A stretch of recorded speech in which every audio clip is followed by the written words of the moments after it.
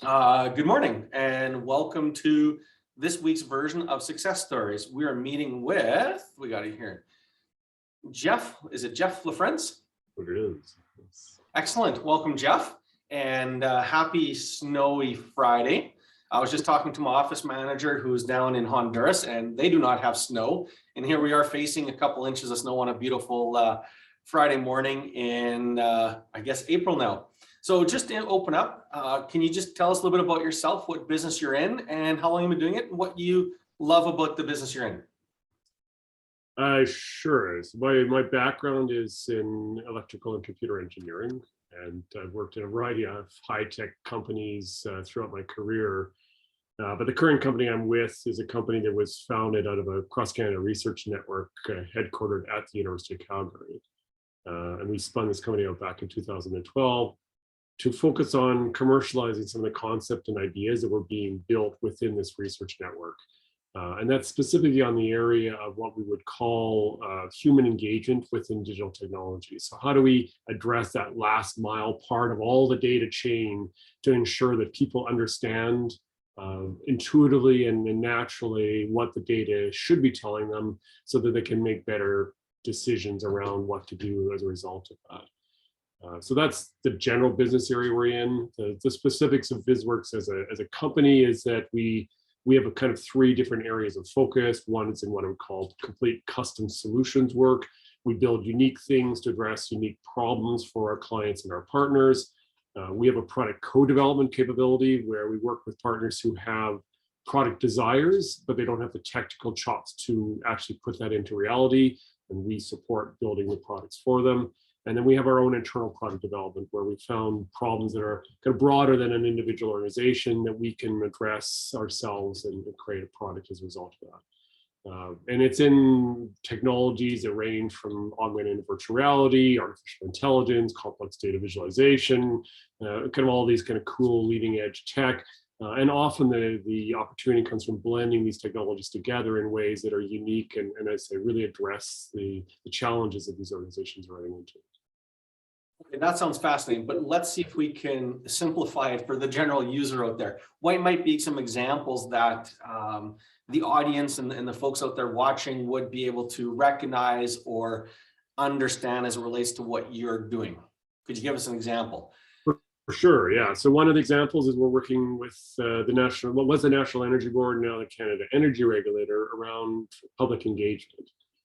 Classically, when you want to communicate as a regulator what's going on in the energy industry in Canada, it was done through documents, through static visualization, bar charts and graphs and things of that nature, which had very challenging interfaces, shall we say, for people to really understand it. You're looking at a pre-digested, predetermined way of portraying a particular data set that didn't always resonate and wasn't always easy for people to really relate to. And if you wanted to do your own kind of analysis on it, well, you had a table of data to try and analyze, and that's great for somebody who's an analyst, not so great when you're the general public. So working with them over the last 6 years, they've been really innovative around trying to change that idea. And so we've been a technology group working with them to develop really leading edge interactive visualizations that are on the web for allowing people to do this analysis themselves, but through visual engagement. We're not diving into the details of numerical analysis and all these kind of complicated things, but actually just pulling filters over and adjusting the way the visualization works to tell the story that resonates with the individual person. So it's designed to be fully accessible. Anybody who has even a physical or visual disability can also engage with this information in ways. So it's anybody in the Canadian public it can engage and understand what's going on in the energy industry as a result of this work that we've been doing with them. It originally was intended as a public engagement tool. It's being used in schools now. It's being used for policy decisions by government. It's now really become a major part of how that organization as a regulatory body conveys information to their stakeholders. Was it a modern day version of GUI? Just a very simplified graphical user interface that's more sophisticated though, but yet simpler to use? So The concept of a GUI, now we talk more in terms of user interface and user experience, or UIUX is kind of the terminology people use. But the concept of that, you're right, it's not something that's dramatically different in some sense for the last 10, 15 years. But really what a lot of the GUIs are based upon is a static engagement. You know, we've created an interface, this is the limits, you can just work within this limitation that we've structured there. If you really want people to be able to understand this, you need them to be able to do the what if. So what if this, or what if that, and actually enable them to understand that by interacting with the visualization in a way that just shows them, if this is what happens. And so they can really actually understand it by exploring the data set in a simple, easy to understand way. So gone are the days of me needing to download everything into Microsoft Access and then export it and manipulate the data manually to try and figure out the pattern myself. You're going to give me a data set using Microsoft Access on the back end, but a very fancy dashboard on the front end that I can push the buttons in and look at the numbers visually versus the raw data itself. Yeah, you can think of, if you're looking at it, this kind of what's essentially called numerical analysis, you can look at everything from Microsoft Excel. You know, it's kind of classic way of bringing in tables of data. And then there's some very simple things that you can do visualizations on, like bar charts and pie charts and graphs and all this kind of stuff. So that's a simple analysis stuff. The kind of mid-tier is what you'd call Power BI, Tableau, Chibco Spotfire. These are kind of the higher end analytics visualization tools that a lot of organizations use. But when they run out of steam, that's when you get into what we do. When you need to do something that there's just no tool that's on the marketplace that can do it for you, we can build that for you. What would be you've mentioned a couple of customers already, but what would be a great customer for you that maybe is not in the portfolio yet that you're chasing that you would love to meet or work with? So we do work with a variety of industries. We do a lot of work in the energy, construction, agriculture, government, defense, aerospace kind of sectors. We're starting to get in the healthcare space, and so we're seeing some interesting opportunities there. So any organization in kind of those broad space is the groups we're really looking at engaging with. And it's, you know, if I was to point to a specific organization, I wouldn't necessarily have one that I can pick because it's such a broad amount of opportunities right now in this space that, you know, organizations for whom data is not actually driving value in their business the way that it should be, those are the type of organizations we're looking for. Cool. Well, now there's been an underlying theme the last couple of months as we've kind of touched wood, starting to leave COVID behind. I don't get the sense that your industry and company would have been impacted much by COVID, or was there an impact, good or bad? Mixture. For a lot of organizations that were our clients and partners, COVID threw them into a bit of a business challenge because in a lot of cases we're dealing with enterprise level clients for which working in a physical office was a normal business, you know, operational norm, shall we say, for them. What that meant was that when COVID hit and they were pushed into, okay, now we need to work from home, they scrambled.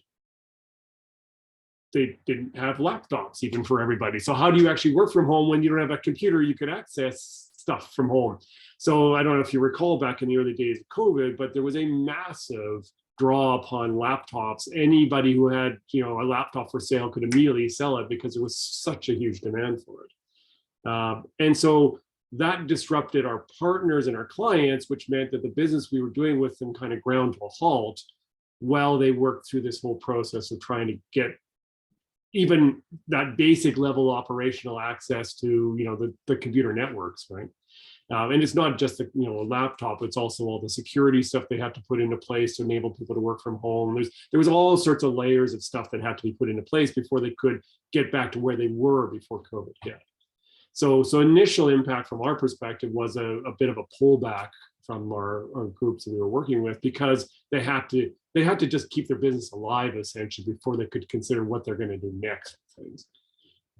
The broader result of this, though, is that we're seeing more and more organizations that recognize the value of digital technologies and the value of you know a digital strategy, if you like. So that's generated new opportunities that weren't there before. Organizations kind of recognizing that, yeah, we do actually need to change things, and we do actually need to adapt and evolve to supporting this. But we're now seeing kind of an interesting, I don't know if we call it a backlash, but interesting transition again occurring, where people are starting to feel comfortable about, let's go back to the office again. And now you're getting some organizations that are saying, well, we're going to mandate it. Everybody's back in the office. And you're getting people who are saying, really, I don't think I like that. I actually started to enjoy working from home. I don't really want to go back in the office 5 days a week. Some people obviously missed it. And some people want to have a hybrid of some sort where, yeah, I do want to have some social engagement with my coworkers, but I don't want to be forced to be there every day. And so that's now starting to ripple through the industry, where you're getting some organizations say that are mandating, thou shalt be back in the office. And they're getting a lot of people saying, nope, I'm not going to be part of your organization anymore. As a result of that, I'm moving somewhere else. So this is also causing churn in the industry. And that means that personnel wise, we're starting to see, it's not just now, but it's certainly over the last 6 months to a year, we're seeing a lot of turnover in the people that we work with, which also bogs down the process of getting projects pushed through. So these are all kind of working their way through this, but I think over the next 6 months, we'll probably see some stabilization in that, which will get us to a point where we finally have I don't know if I call it a norm, but whatever we consider the norm to be going forward, I think we're getting towards there slowly but surely. So I think I'm just going with the word stable state. yeah, Now, the stable state might be a week, it might be 6 months, but I like a stable state. Yeah. So in the last decade since you've been involved with this company in your role, what has been the biggest learning? If you took one thing away from and said, there's one salient message or one thing I learned that I want to pass on, what would it be? The power of working with other people. Oh, elaborate, fascinating. Elaborate, please. So most entrepreneurs that I know of are successful when they work with other people of like-minded intent, and they're challenged when they try to go it alone. And it's really, and it's not saying that's new, but it really became obvious over the period of the last 10 years that entrepreneurship is a group sport, let's call it that, right? Where you really need to have a group of people that are compatible, that provide, strengths to weaknesses of other people so that you can support each other. Also, the journey's rough. When you're building a new company, it's not like it's all wine and roses, from beginning to end type of thing. You're going to have ups and you're going to have some downs too. And so being with people who can celebrate the successes, but also support each other when you're dealing with some of the failures that occur, that's important. That camaraderie, that social network is really important to enable you to get past that and continue on. So who's on your team then that is your left winger, your centerman, your goalie, your defenseman, to use the hockey analogy? Are they internal to you? Are they business partners? Are they external as in coaches or advisors, or a handful of them, a mix of them? So I would say that the organization as a whole and everybody in it is really part of that. Okay. I'm in awe every time I work with different people in the organization around the areas that they have strength in and their passion and the kind of things that they can do. It's just, it makes me feel tremendously good to be part of such a group of people who are really doing things that matter ultimately. And this is the big thing that we've done as VizworX as a company, is that we do things, we build solutions for people, for organizations that actually make a difference in individual people's lives and sometimes in massively large ones. So an example of that is we've been working with a company called MDA out of Vancouver, Simon Fraser University, and the Digital Supercluster to build a next generation interface for Fisheries and Ocean and Coast Guard and RCMP to monitor and detect illegal fishing activities occurring in Canadian coastal waters. And this is the start of what could be a global solution that's being deployed around the world. For context on that, the illegal fishing industry is, I don't know how many tens of billions of dollars of economic loss to local countries because of illegal fishing activities. It's also one of the largest places for human slavery, essentially. I had no idea. Yeah, and most people don't realize that. I mean, they don't call it that, but that's essentially indentured servitude, because you have a lot of people on these illegal fishing boats that are not necessarily there of their own free will. And you're at sea, you have no choice, there's no place for you to go. You work, or you literally don't survive the experience. And so it is one of the biggest single places where effectively human slavery still exists. So anything one can do to eliminate this illegal fishing marketplace is both economic, obviously environmental. They do massive environmental damage with the fishing practices that they use, and human suffering aspects of it. I think I want to say thank you for sharing that with me, because it's new, but I'm not sure that's a good thing. So it's then again good for you for out there and working with those clients to make those changes. And this is, it's the interesting thing about these kind of projects is that, they do make a massive difference, but you're right. A lot of people don't even know the problem exists, let alone that there's organizations trying to solve them.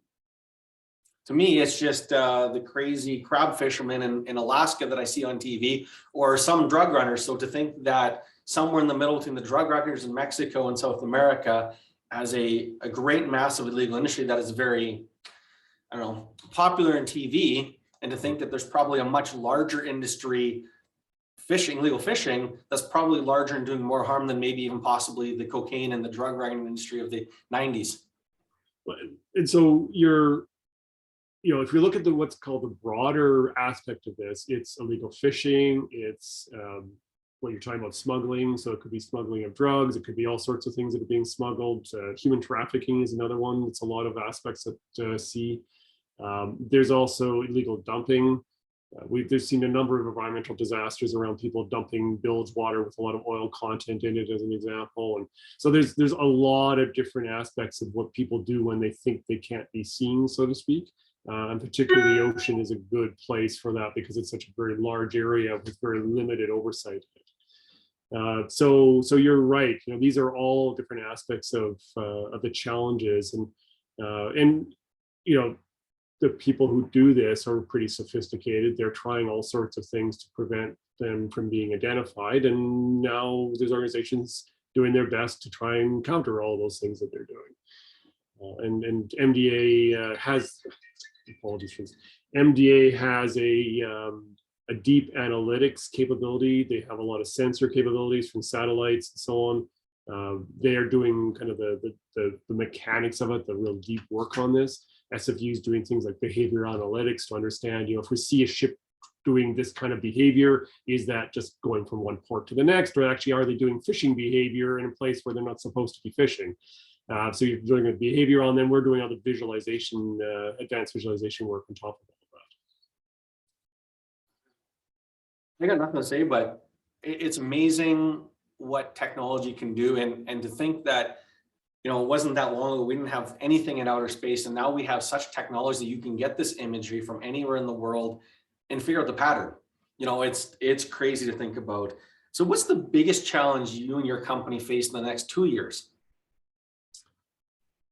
So work from home has had a few massive positive things, but one of the interesting challenges it's created is that where you work and where you live are increasingly disconnected.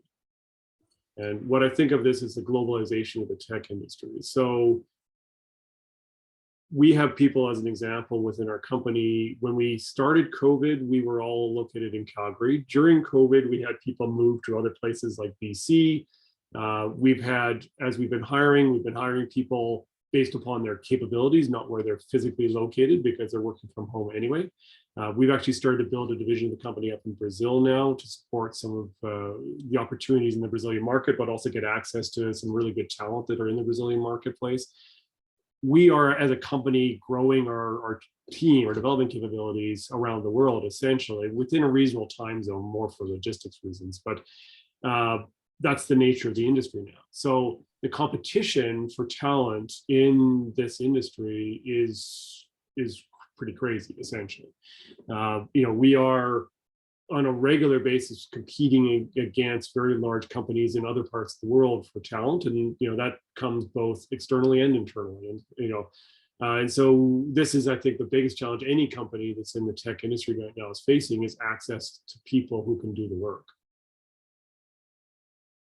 Cool. So that being said, how big a team do you run, and what are you guys doing to maintain the culture given the diversity and the geographic dispersity of your staff and your teams? So we're, what are we now, around 30 odd people in the company. We're just bringing on some more people. I'm not sure exactly where we're at, but around 30 odd people in the company. It's a challenge. We had a very strong culture coming into COVID, which really helped us tremendously during COVID, because a lot of that momentum of that strong culture was maintained. We started to see, probably about 6 months or so, some creaks and cracks in that, as we were bringing on new people who never physically met each other. So how do you incorporate that? How do you bring that into the culture? And so we've been proactively working on how do we actually not only maintain the culture, but evolve it and make it even better.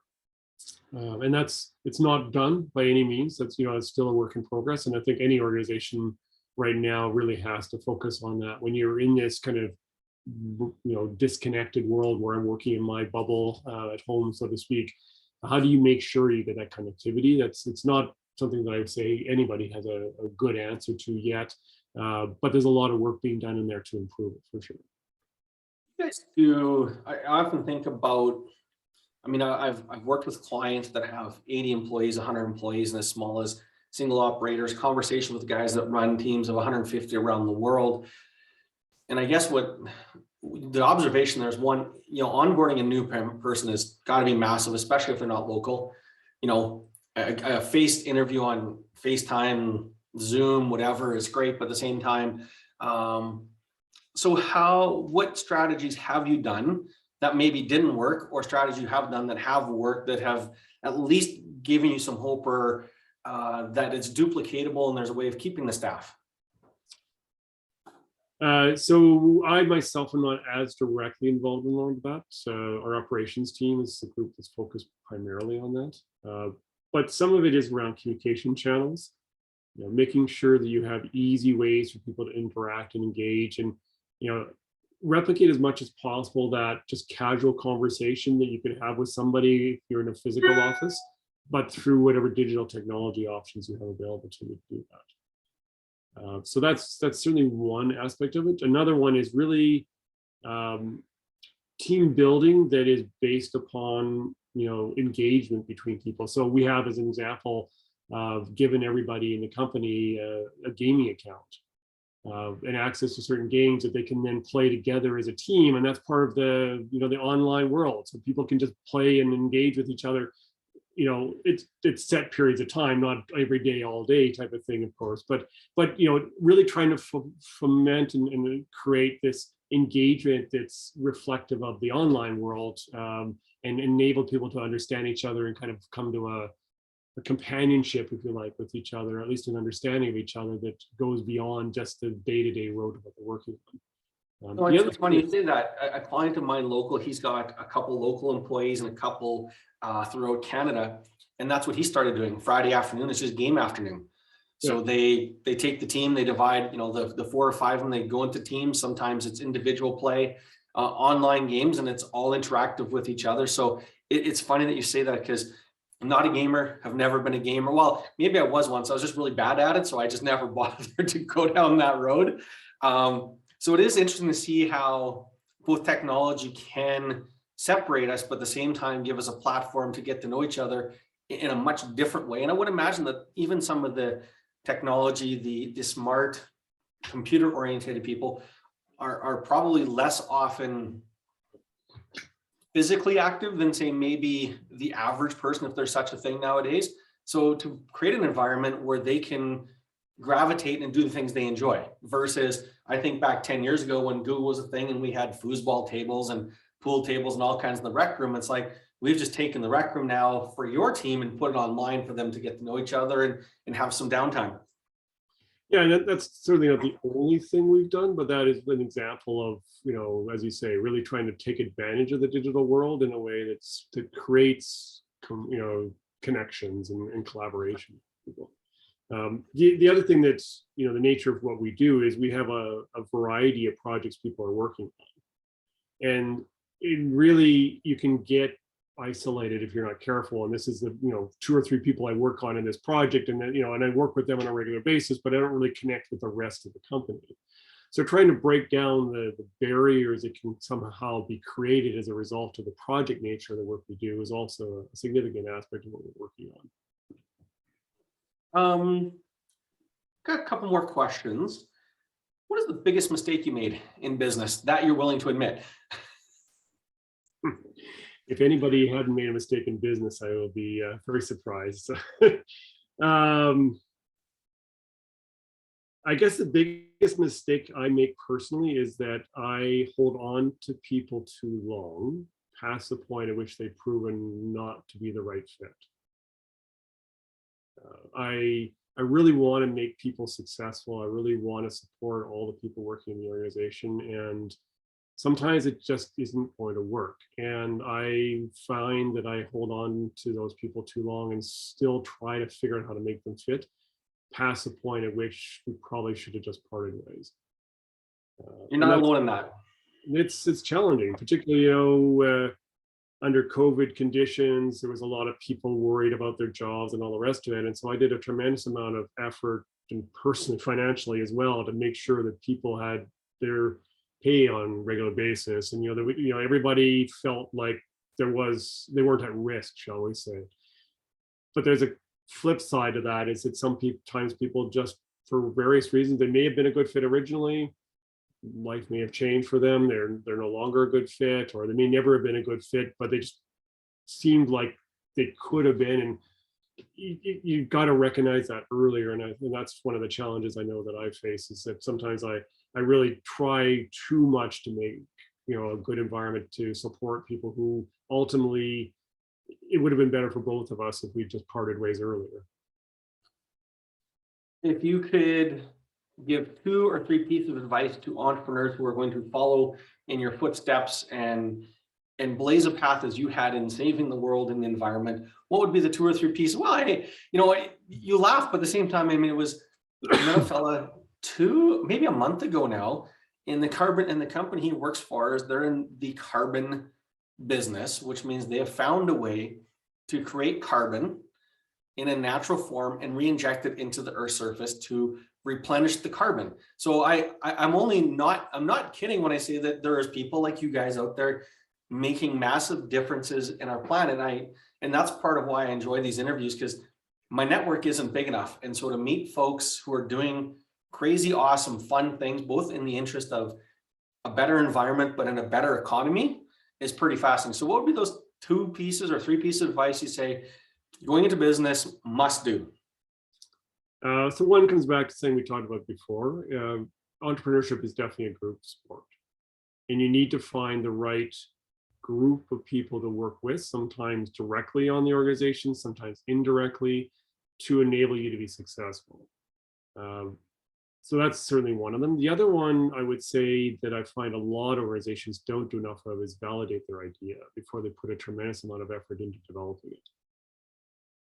I see this all too often, where people have literally, well, in some cases, literally, basically bankrupted themselves because they believe so passionately in their idea, but they never actually confirmed that anybody cares about it or would pay money for it. And I totally, appreciate the passion, the drive, and all the rest of it that goes into that. But if you don't confirm that somebody actually cares about it and would pay you money for it, you're putting yourself at significant risk. So, there is a huge amount of validation required on particularly on more complex ideas to ensure that you understand it. And often when you go down that validation process, if you have an idea in the right area, you're going to find that it may be in the right area, but it's not quite the right focus. And you need to pivot to something slightly different where people actually would pay for it. And that doesn't come from you sitting at home speculating on what people care about. That comes from you actually going out and talking to people who would be the ones that would buy it ultimately. One last question. It's one of my favorites. What do you want to be known for? If there was a sentence, if there was a title, what is the one thing you want to be known for? that ultimately I was able to make a difference, a positive difference in people's lives. Good enough for me. Thank you very much for your time. Is there any parting comments you want to leave for the folks before we set this up and send it out to the world? If you're interested in what we're doing, check us out, www.VizworX.com. And yeah, reach out. We do all sorts of very cool things and love to chat with you about what we do. Awesome. Thank you very much. And you have an amazing weekend. And you as well. Cheers.